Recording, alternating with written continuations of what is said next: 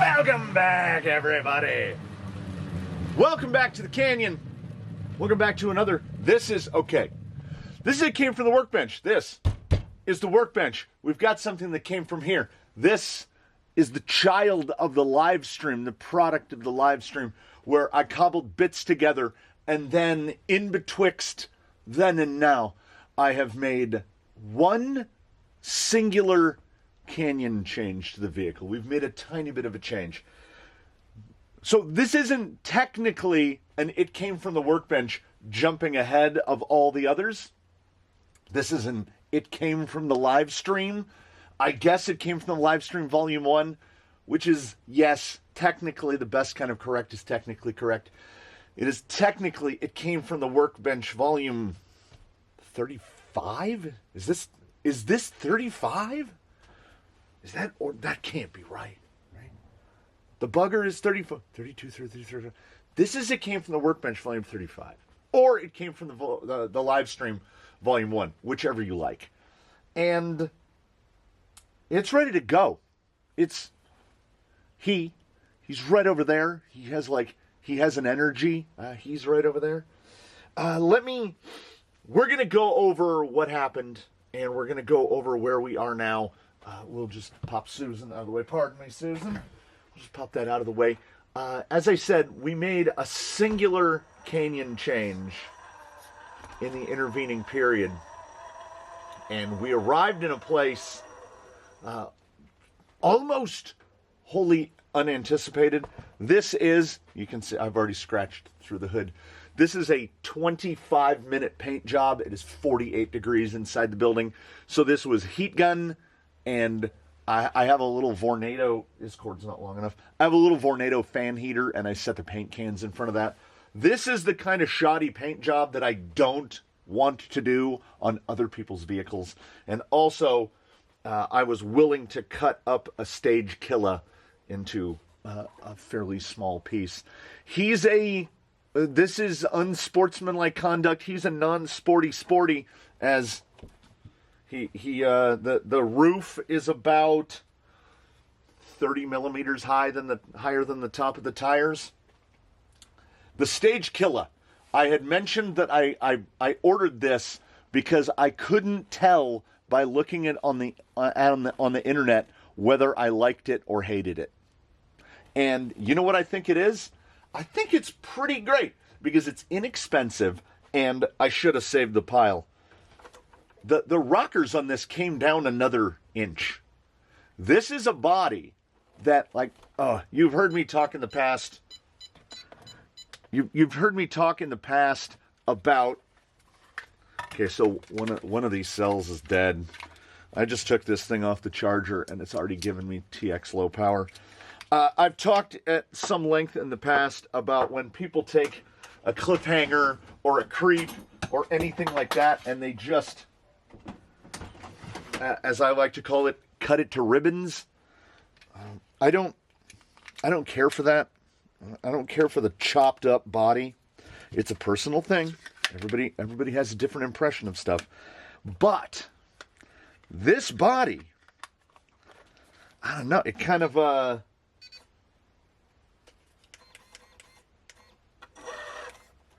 okay, so it's not this one. It's the other one. You can just watch the voltage dropping. It kind of calls for it. Like, the more I cut away from this body, the better I felt like it looked. Yeah, 8.2. We'll see.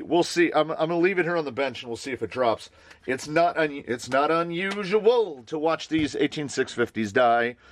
This 18650 was salvaged out of one of these.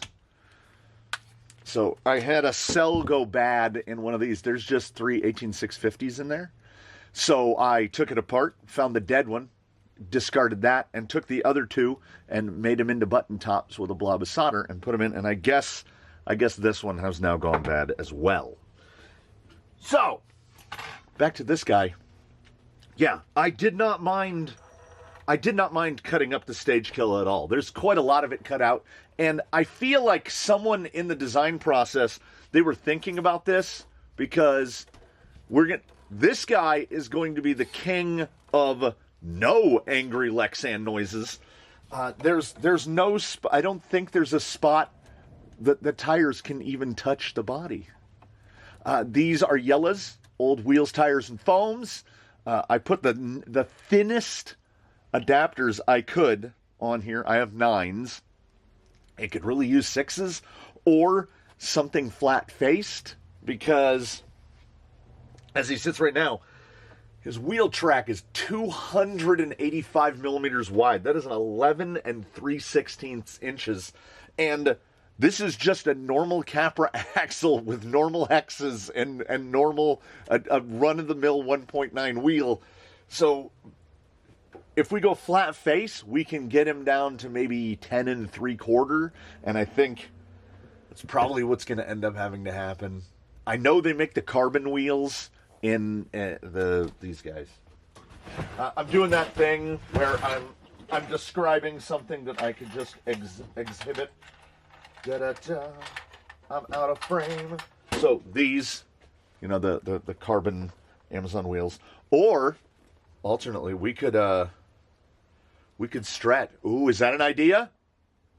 Let me know in the comments below. Stretch the 1.9 ruptures out onto 2.2s. It might look even more unsportsmanlike, which is kind of what the aim for this was. As I said, 25-minute paint job. I just cut through the mask and put a little accent on it. It got a little bent when I was squeezing it out over. Oh yes. So this is how the body is affixed. It's just 2 pieces of industrial Velcro, one on each side. And then I made some double wings. This is more Disneyland aluminum. And it was very soft. I actually bent a piece, and then I lost one of these 5-inch pieces. It's in the shop here somewhere. I had to cut another one. So this, I didn't do the pre-math. This body, this was the heat gun trying to widen it out at the waist a little bit, because I didn't realize it had as much of a taper as it actually does. So this, with 1-inch angle, is just a little too wide. I should have trimmed them both down to about 3/4 of an inch. And as you can see by the spacing there and the spacing on the side of the receiver, I woulda, shoulda, coulda. I could have cut those in narrower, and then that body would fit a little better. But the body is so narrow. It's narrower than like a creep cab. Outside to outside, we're at just under 5.5 inches, which would be 140 millimeters. So it's very skinny. And on Capra axles, there's no chance of anything touching those axles anyway. I had this strong suspicion that the 300 millimeter wheelbase was not the ticket, and I could remedy that on same-day shipping from Amazon for $16.99. This is that RC Lion stainless steel link rod linkage kit. These are on toothless. There's 4 or 5 rigs that are on these exact. I don't use the ends. I salvage the pivot balls, but I use all the links, and these are just the 8 links from the kit, just slapped on, which stretch the wheelbase to 330 millimeters. And something about the way it sits, like look at this space and look at this space. I feel like this was kind of what was intended. So this chassis and the $17 Amazon RC Lion stainless steel high clearance links, it's perfect.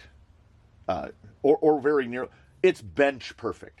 How it's going to do outside, we will see. But I often reiterate that I try to be cautiously optimistic. This thing is 285 millimeters wide and 330 millimeter wheelbase with dig. So it is going to have some stability. And then atop that, because it just it really laid the rear shocks down. It probably laid them down too much. They should probably be there, up in that hole there. But it doesn't sit down on the axle. It sits up about 5 or 6 millimeters. I'm sure it's going to do the bob. Does it bob? It doesn't really even bob. These are the 1 pound 10 Pro springs.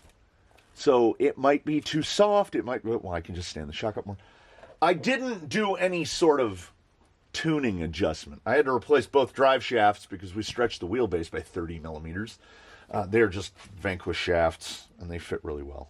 But, I mean, aside from that, I didn't move shock position. I changed the powertrain. We took out, so it never even got to run on the big block 540. This is the perpetually homeless Flash Hobby Turbo 3530 1700 kV that we just back iron, for those unfamiliar, on an Outrunner motor that is more crawler specific. There will be a metal ring that the magnets are adhered to outside of the inner bit, right? This is a drone motor, so it doesn't have that. So that back iron increases the strength of the magnetic field, and it will make it so that you can't do this. There's almost no resistance. There's a little bit, but I can just turn the motor. Some of the Outrunners here in the fleet, like a big 3548 or something, if you go like that, your finger will just slide across it. You can't even turn them. So we're not going to get the absolute pinnacle of drag brake out of this. We can kind of overpower it. But 0 grams of added weight in the wheels and tires. All the weight is just in the axle. That motor is going to spin up. That motor is going to be like hyper responsive. It's going to spin up really fast. And because it has such low mass to rotate, you can get the lowest, dead silentest. This is the spur. Okay, let's break this down. Before I get to the numbers, we put him on the scales. Before we get to the scale numbers, let me break it down. This is the spur and spur holder from Zobazu. This is Zoidberg's old gearbox. This is Misdirection's old motor. This was also Zobazu's dig servo before he was upgraded to a micro dig servo. This was Zoidberg's original AG Innovations Ninja speed control that's been out of him basically since the Rhino came out, because he's big and burly, and I worried about subjecting the little baby AM32s to that kind of... It probably would have been fine. These are Yella's wheels, tires, and foams. These are most of the guts of Zoidberg's axles, including his wild. That's why, if you noticed, there's some silver marks on the wheels. There's your dime store hack for checking your overdrive and underdrive. You just make a mark with silver Sharpie on each wheel and then drive it, count how many revolutions it takes until they line back up.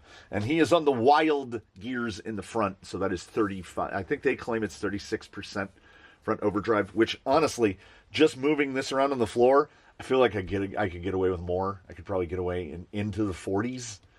We drove Zoidberg for a part of a day on 66%, which is wild, and it worked. So we will see how this works. Do we have any other hand-me-down parts? Yeah, these drive shafts are from one of the Vanquishes, one of the Vanquishes that went on to cut-to-length slideys. So he inherited a lot. The lovely gentleman from Romania sent me the chassis, the $38 AliExpress chassis, and the lovely gentleman from Michigan supplied the shocks. So this is not just of the Canyon, but also of the people. This one is a product of the Canyoneros. It is also, and as many of the other rigs are products of the Canyoneros, this one is as well. So it's Canyonero on top of Canyonero. He's like an onion. He's got layers.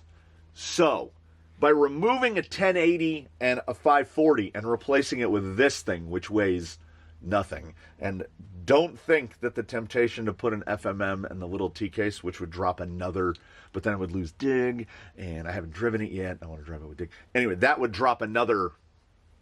We dropped a lot, because he is now sitting at an RTR weight with the body, which weighs nothing, of 5.96 pounds. So he dropped under 6 pounds. And you might still say, oh, well, if it's a sporty adjacent sporty-like thing. 6 pounds is still pretty heavy. If you remember when I weighed the front axle, it's like 700 grams or something.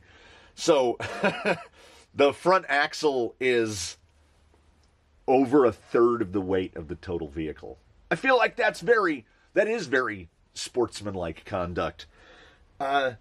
We did the front, 60-40, almost dead. It's like 59.9% in the front, so I just round that up to 60-40 weight distribution. As I mentioned, 330 millimeter wheelbase, 285 millimeter wheel track. His CGH is, can you see? No, you can't. All right, we'll tilt this up. When this is sitting on the ground, you see these little shiny royal blue washers here? The CG is right at the top of those washers. 75 millimeters is the CGH, which if you measure that on the tire, the CG is below the beadlock ring, so it's inside the wheel here.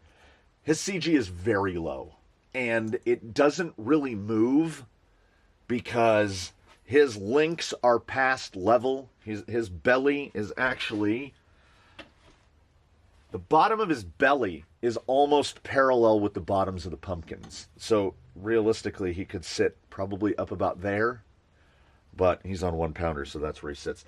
The cross weights and the distributions are a little wild. He doesn't shift a lot of weight when we're doing front up, rear up, but like the loads across tires, he's got about 1/10 of a pound more here. No, he's got 1/10 of a pound more here, and then 1/10 of a pound more here. So this wheel weighs more than this wheel, and this wheel weighs more than this wheel. So in the cross weight, he's sitting at about 52%. He's within 52%. Nose up, he's 52 dead. Nose up, 52 dead. Sitting level, 52.3. And tail up, he's 52.7. So we are not moving a lot of weight laterally, and we are not moving a lot of weight fore to aft. And that's probably going to be pretty good. These are all guesstimated link positions. I don't know how they are going to perform. I've got a bit more anti-squat dialed into the back. The rear linkages are basically parallel to each other. And then in the front, it's pretty collapsed. We can hold it up. Look at those links. So even at rest, at ride height, we've got some drop. Whereas in the rear, you see we've got a nice pinion plane there. So I don't think we're going to hit the pinion. I could actually rock the rear axle back a little. Because he loses caster under the stroke in the rear. The front is super neutral. So I'm trying something a little different. And if this isn't the place and the time to experiment, I don't know when it is. Everything is kind of in the middle. It's kind of a mess. Dig works fine with the all the wires bundled under there. Oh, okay. I used a MakerTech. It's this super tiny BEC. We'll see if this happens. If we see him go dead stick at any point, it will be because the draw from this has overwhelmed the little micro BEC, and it just basically has a brownout. So he starts to roll back. Like I can't wrap it. Like you can see how slow this is. That servo's faster than that. So I tried like 4 in a row, and it basically reset itself. Here is that BEC. That's how big the BEC is. So it's really designed basically just to keep your receiver on. And if it doesn't feel like we need dig, then I will gladly and happily switch this to a smaller, lighter gearbox. But I feel like I'm going to want dig because he's so wide. I think it's the only way we're going to manage to navigate through gates. So, what we'll do, we'll take it out and we'll run it through a fairly simple set of paces. We will go through something approximating the Canyon tire test protocol. We'll hit the usual spots, and we'll see how he feels. You know, because there's no tune. I don't know if the steering is centered. I don't know if the link positions are acceptable. What I generally do is there's the scale pad over there, and I will kind of, I see what that feels like, just making that little 2-inch breach up there. And this guy can do it at the lowest possible speed with very little wheel slippage. 17-tooth pinion on a 56-tooth spur, because with the capper axles, he's pretty slow.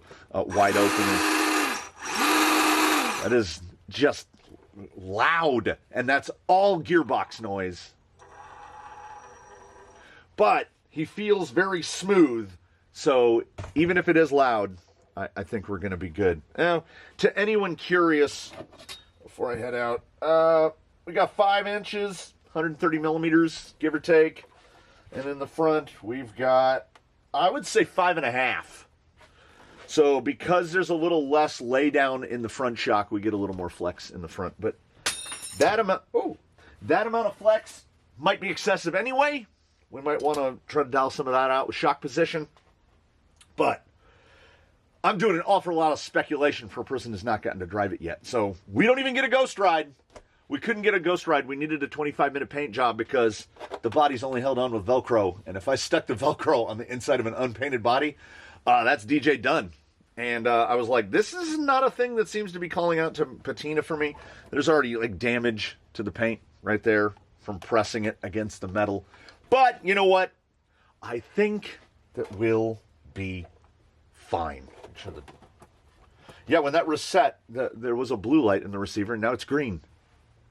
You know what? Let us see how it does.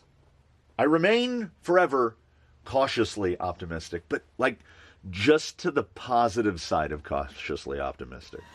On the drive back, he drives suspiciously straight, and I think it's because there's a little bit of front toe in. It looks like I dialed the ends onto the tie rod a little too tight. I could probably bring that out, help his turning circle a little bit.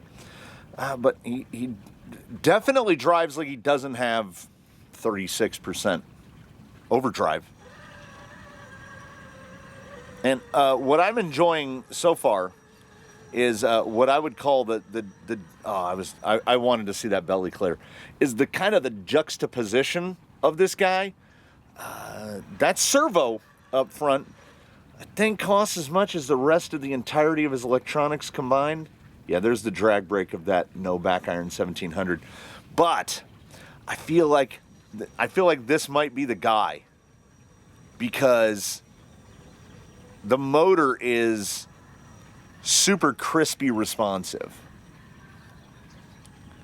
I want to see what kind of belly problems we get into having that long wheelbase and that wide width.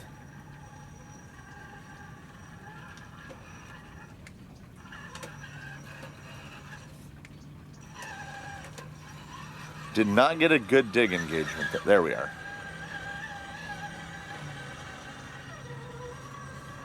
Yeah, he's definitely a goer. Let me see the pull-up. No one would ever say the rupture is a bad tire. This is one of those instances where a big split between front and rear wheel speed is not it. I would call that almost. That was an almost. I don't think he cleanly pulled it. And honestly, I love the electronic anchor. You've heard me talk about it at great length, but this is probably kind of okay. It's like having soft stop, because when you let off throttle, it will just roll back so gently. See if we can dig it around here. Yeah.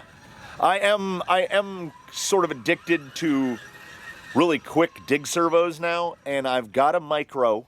I've got one of the little Jora 2065 micros, so all I would have to do is fabricate. Is he back rolling? No, that's just a drag brake.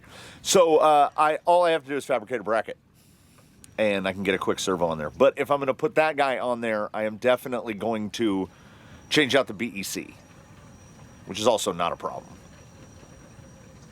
Yeah. Yeah. I don't know. Pretty good. And that big overdrive in the front really helped swing that end around. It truly does not drive like it is as wide as it is. Yeah, it's so weird about how gears work. There's definitely more... We've stopped. There's definitely more of an overpowering of the drag brake when we're tail down, but when we're nose down, it's probably half the roll. I mean, I'll go so far as to say so far so good. Before we turn our attention to the gentleman, if you would, look at how green that grass is. I'm going to go through so much lawnmower gas this year. Managed to get a little lift out right there.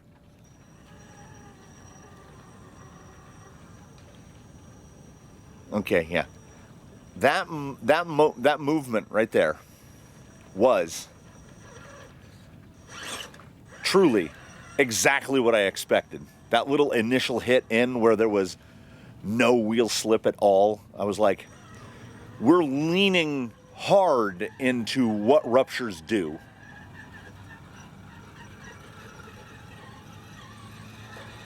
I want to swing it around this way. Can I pull it in? Pull it in? Pull it. I want to pull it back on the other side of that rock. Now, all right, fine. We'll just go this side.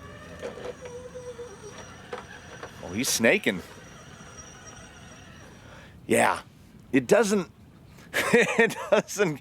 He don't care about much.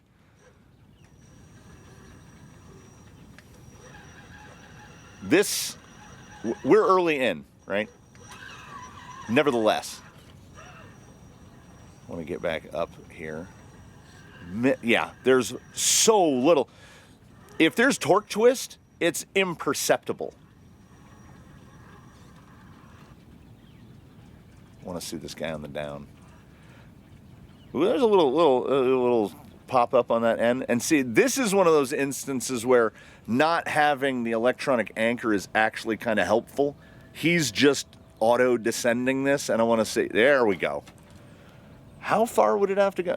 Any amount of power, and he's not rolling out of that. He's so... Maybe we can... Dun, dun, dun, dun. Dun, dun, dun, dun. The expectations are no longer lowered. The expectations are ramped. This guy needs to do the things. All of the things. I want to see how low can we break this over. Oh, like it's not even there. Is that going to claw that? The further right you are on the big rock, you're doing more of a thing. I got too peppy, and it's going to shuttle right back. Woo! That's crisp. That is crisp. I still don't know how to build something that's like as a proper sporty. This is a Canyon bastardization of the sporty. And because sporties, you know, the Wasp Spider hybrid, there was no hesitation. Look at the stability here. He just starts to lift a rear tire, and then the front pulls the weight down. Yeah, faster dig servo is a must, though. There's actually... The servo is slow enough that because it has to pull the linkage, it has to move that linkage arm about 12 millimeters or so, there's a delay. You have to, it's like a reverse lockout. You have to hit dig and then wait a part of a second and then go, and you'll be in dig. Otherwise, you'll overpower the cam and it won't lock in. Straight shot should be absolutely no problem. Oh, don't you do it. Ooh, Nelly. A man needs a name. We got to name this man. I sat there at the bench, being unnatural, and trying to think. There's all those like drippy skull decals that come with the body, with the stage killer, which I kind of think is a horrible name. I don't know. I like the body. I don't so much like the name. So I was trying to think of things that are SK. like what can we, so then I can slap the stickers on there and still be in the SK naming. But I'm coming up with nothing. Now here is where I hold my breath a little, because this is where we're mixing up the ingredients for the recipe for the biggest disappointment, as he's very wide. 285 would be, his track is around 85% of his wheelbase, which is approaching square, like an old-timey stadium truck, which should lend to stability. And he's not going to be putting a lot of load on each individual tire, less than 1.5 pounds. It is a single-stage foam, and he's on very soft 1-pound springs. So when we get to right here, is he going to throw that passenger front to the sky, or is he just not even going to lift it at all? Like a spider. Like a mighty spider.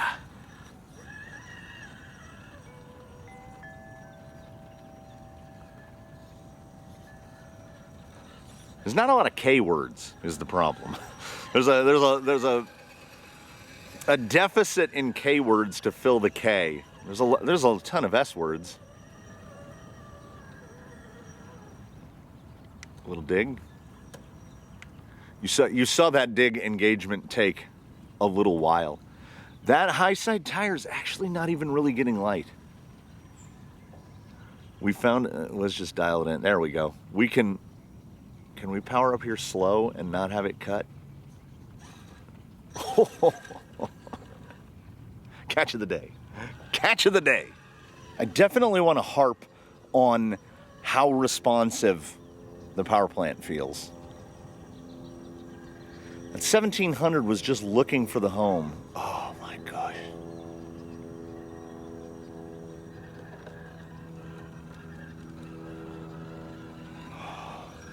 That was a moment. We just guys, as a group, we just shared a moment right there, because that was a murder. You just witnessed a murder. Is it gonna have enough forward drive to pull the L on this side without? Oh yeah. Oh yeah. It's kind of a low-speed magician. He's a shiny boy, and I mean, you want to talk about doing the thing. This guy is doing the thing. He's got the opposite of anti-gravity. He's got the super gravity tires. I'm guessing it's the leverage of the long axle with how low he is. He does not want to lift a tire until you do something elementally irresponsible, where you're like, oh yeah, I'm just gonna keep driving into this at a bad angle, and I'm gonna hyperload one tire. But so long as you're not trying to hyperload one tire, this dude just plants. I want faster dig, and that's it. That's all. That's all I want. I just want faster dig. Straight over the L? Yeah, sure. Why not? He's our little man. He's our little non-sporty. And we roll and roll and roll. What? We roll and roll and roll and. It just feels good. I mean, we hit luck. We hit lucky now and again. You know, you bring one out and you go, this is doing okay and all right. This is, he's seizing the crown for throwing something together and having it work beyond reasonably well. I have a singular complaint, and it's that my dig is too slow.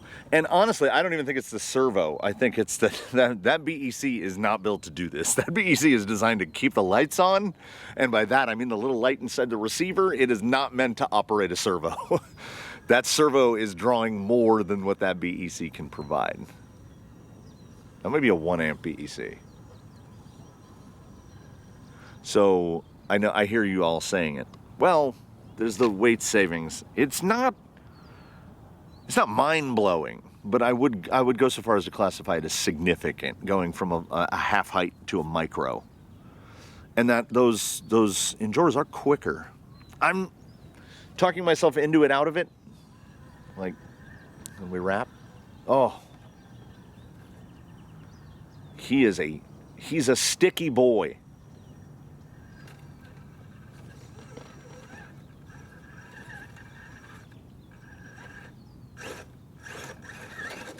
And as soon as I said that, he was like, I can stick.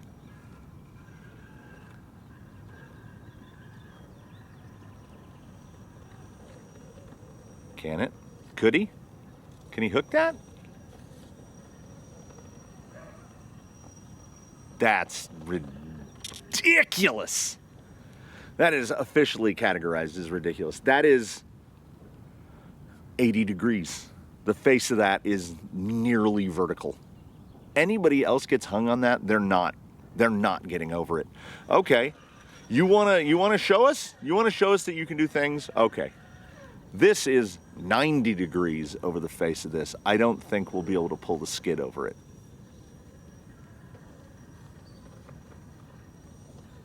Oh my, you got, okay, all right. You definitely win this one. Now let's see what we can do at 3 and 4. The entry angle is fairly important on 3. AKA, I think 3 is Warbird. Heading into Judy. I want to see that rear end. What kind of slip are we going to get with the overdrive, underdrive? Quite a bit. He's just having a little... All right. I am sweating like a mule because when I walked into the workshop this morning to get him ready, like, how is he rolling back right there? He shouldn't. It was 39 degrees and sitting in the sun right now. I got wool socks and a sweatshirt on, and whoa, it is hot. Okay, can we get, so there's the limit, there's the max crossed up right there. Yeah, I think maybe, I don't know. He ascends so well that if we have the rear shocks a little more vertical, we can get a little more flex out of the rear. Because we're at the full collapse, I think, if not flex, a little more down travel in the rear, and I think it might help. But at the same time, you're like, do you wanna? Got to get up close to that top one. Yeah, that slide. Oh, that's the big overdrive. Let's try it opposite entry here.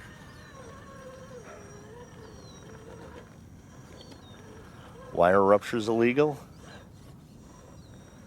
You know, reasons. They will find a way to grab. Ooh. That is not the entry line. Again, so surprisingly maneuverable for someone so wide. And they're just stock J-Concepts mediums foams. So we're maxing out on forward drive. And I don't think he puts enough lateral load. He doesn't shift enough weight to actually overwhelm the foam. That's a single stage, and it's doing fine right there. Trying to get a little higher on entry because I don't want to slide that rear end down. Did I turn in soon enough, or did I turn in too soon? Cut back. Okay, don't slide down. Don't hold me up. There we go. This guy is nimble. He will go right there, and that responsiveness. It's the throttle responsiveness. I find that we have to on-off switch a lot if you're under a motor that's like really powerful, because you can't get that super fine control. This thing is a little, I don't want to say mushy, but it doesn't have the, oh, That was servo speed. Brought down by servo speed. I let go of the wheel and it just absolutely snapped back on me and ejected Judy. Try to stay close up on.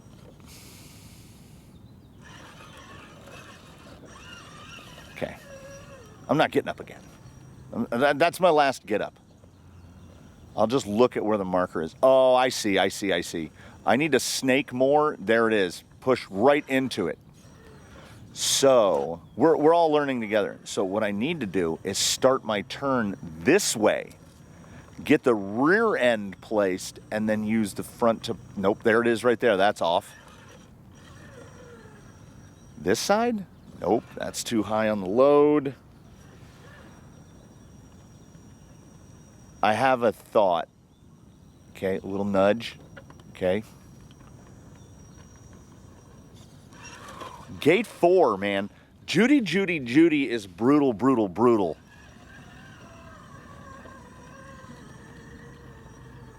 Because baseline can do this with no effort. That's off. When you counter steer, okay, less counter steer. So I'm hugging it and that's off. And we come up this side and get even tighter on it. I think the top is on, that's off.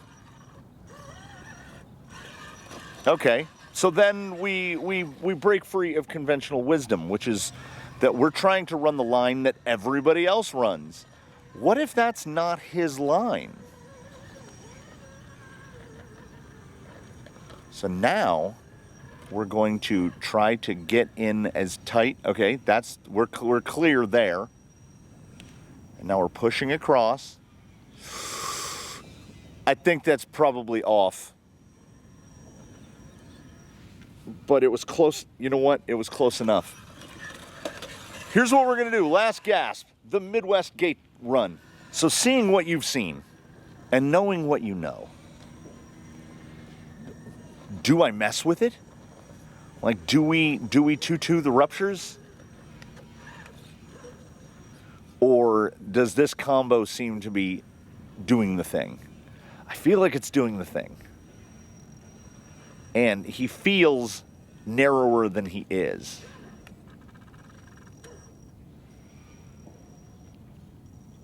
Don't you do it. Don't you do it. Don't you do it.